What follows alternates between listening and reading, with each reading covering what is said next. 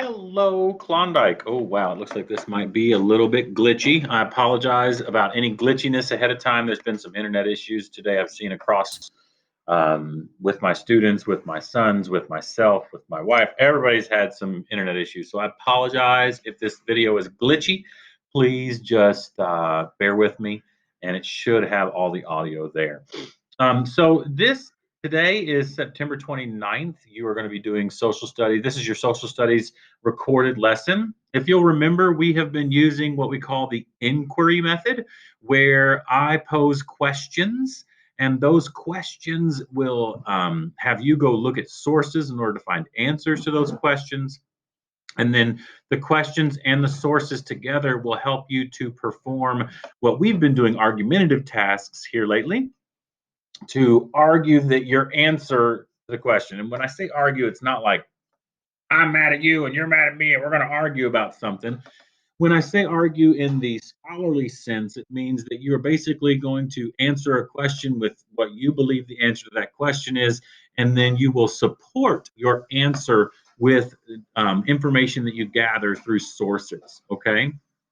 Today, we are getting a new compelling question. Check this out. It's a new compelling question. And it is, what justifies our actions? And when I ask that question, what justifies our actions, I am talking about our actions throughout history, American actions throughout history. And we have to start at when European explorers came over the Atlantic Ocean and started to claim land in the Americas for their home countries, which was a practice that was done back then. We don't really see that happening too much. We don't see it happening as Americans, but it does still happen in other parts of the world, not as much as it used to back then. Specifically, you've probably heard of in 1492, Columbus sailed the ocean blue, right? It's a little rhyme that helps you remember. This is when the first Europeans, the first non Viking Europeans arrived in what we now call North America. And there were lots of things that happened, some good, some bad. That is really uh, the dilemma here, right? What justifies what happened? Is it justified when our ancestors came over and started the colonies in what we now call North America?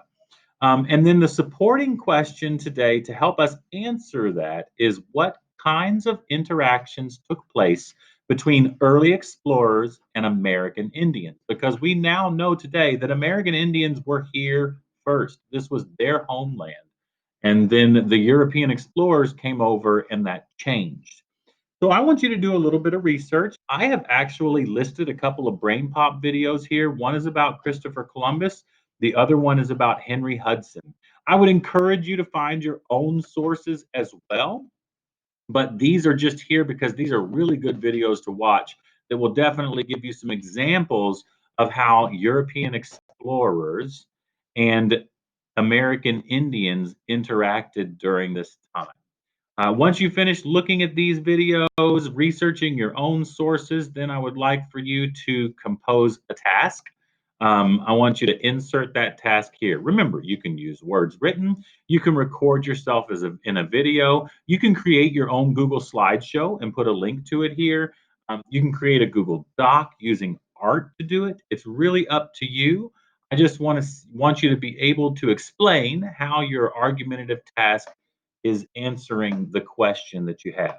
Looking forward to the question that's been posed up here on slide 4, right?